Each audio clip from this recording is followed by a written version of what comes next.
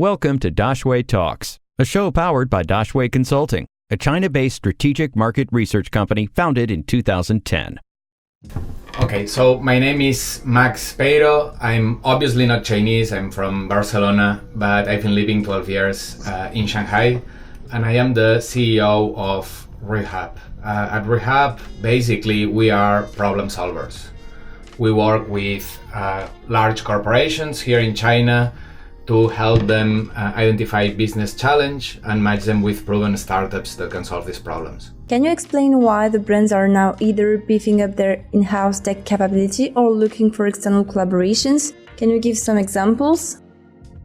Okay, I think the good thing is that now brands realize that they need to innovate to stay ahead in this fast-changing, hyper-competitive environment. So this is the good point, and I would say that this is the why they are beefing up these in-house capabilities, and they are at the same time looking for external cooperations. And I think also that it's a normal reaction when you want to solve a problem to try to do it in-house, right? I think that in some areas this makes a lot of sense. You need to have full ownership of the capabilities, for example, when it comes to data, or at least core data capabilities. But at the same time, I believe that some brands tend to underestimate the difficulties to build a solid in-house team, and especially to attract talent. Okay, when we're talking about building in-house capabilities, we're talking about hiring software engineers, we're talking about hiring data scientists, data engineers. These are among the hottest jobs right now in the world, right? So it's not that easy to recruit the best talent to join these brands.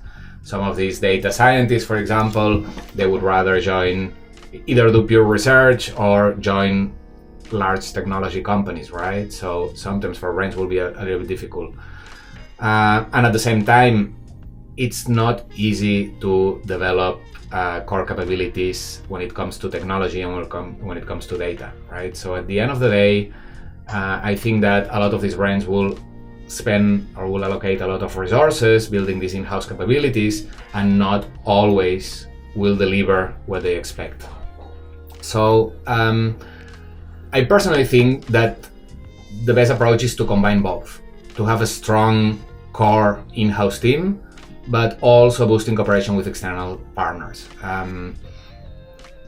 I think that the advantage of external partners is that they are much more agile and they can bring much more efficient to the whole process. But at the same time, you need to have a core team that can define the strategy and it's able to assess what it's relevant, what it's not, and it's able to execute. And I think that another of the problems is they will need to align internally different business units to deliver this innovation, right? This is a very important point. And actually, this combination of strong in-house team, external partners, external cooperation is that it's what we promote at Rehab, right? At the end of the day, we are problem solvers, right? Corporates, brands, they come to us with specific business challenges that they already identify, that they want to address. And then what we do is we leverage our expertise, we leverage our network to find the most suitable, proven startups that can address these challenges. So it's up to them to assess them further, to test them, see if they work or not for a specific environment, and then implement it at scale. So I think that this combination of in-house capabilities, being able to align the different business units, being able to identify what are the most urgent challenge that they need to address, and then leveraging external players to solve that problem is the best combination to drive innovation in a way that it's agile and it's efficient. And at the end of the day, that has an impact on your top line and your bottom line. And another interesting trend that we are starting to see, it's not only cooperation with external players and startups being the most obvious example, but corporations acquiring startups, right?